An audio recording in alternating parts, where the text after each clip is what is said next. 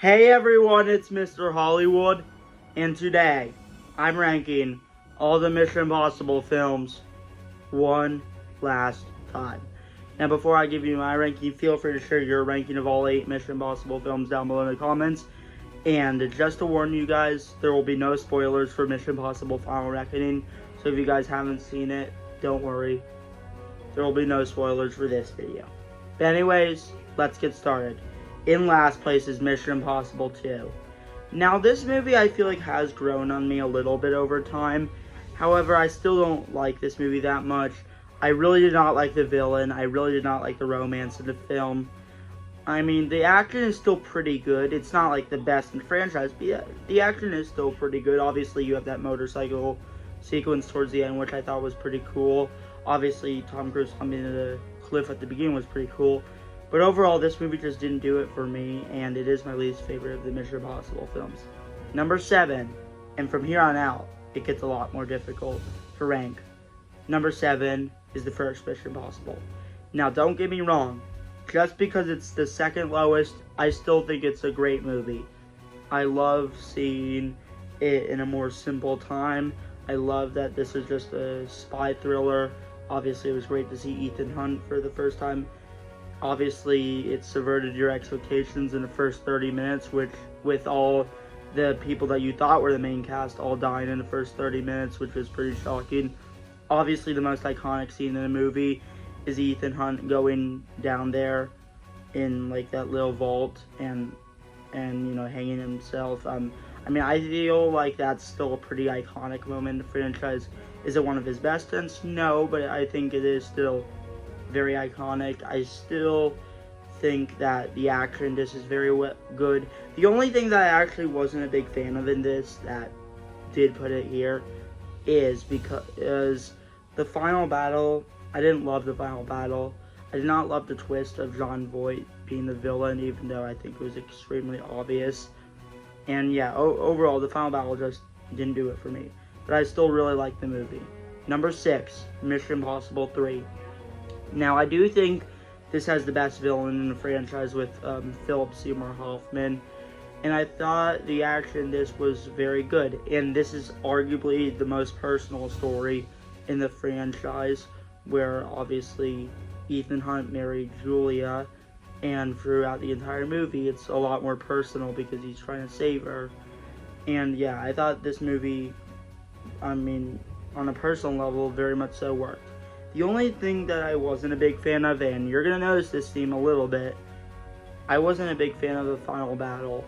And I thought that Philip Seymour Hoffman's death was a bit anticlimactic. Also, this is the only one in the franchise that doesn't really have any iconic moments. Now, does that make it a bad movie? No, absolutely not. I still think it's a great movie. However, because the gap between the middle films on the list is very thin, one moment could be the difference. But overall, I still really like Mission Impossible 3. Number 5 is Mission Impossible Rogue Nation. Now, the opening scene in this I thought was amazing, where Tom Cruise was hanging off the side of a plane. The opera sequence was also amazing, with the introduction of Rebecca Ferguson's Ilsa. And I thought the chase scene in this was really interesting. And I thought Solomon Lane was a really cool villain. I will admit, and again, this is a bit of a common theme for the middle ones on the list, I didn't love the final battle. However, I loved the rest of the movie, and I still think it's an amazing movie. So, it is number 5 on the list. Number 4, Mission Impossible Ghost Protocol.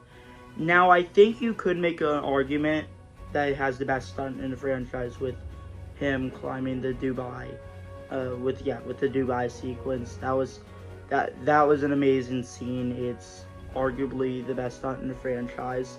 It's close with a few. Obviously, this was also the introduction of Jeremy Renner, and I mean, the first 2/3 I just thought was amazing. The only thing I didn't really like about this was the villain.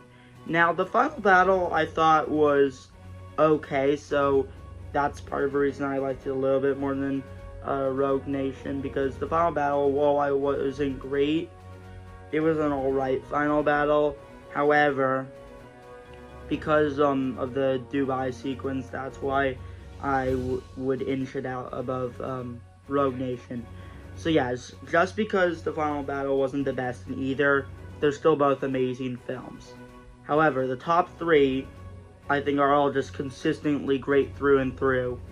And it is really tough between number 3 and 2. But number 3 is the one that just came out, Mission Impossible Final Reckoning. Now, I am not going to spoil this movie for those of you guys who haven't seen it. However, I will just say this. I thought it was a really satisfying finale to this amazing action franchise. I thought all the character moments worked for me.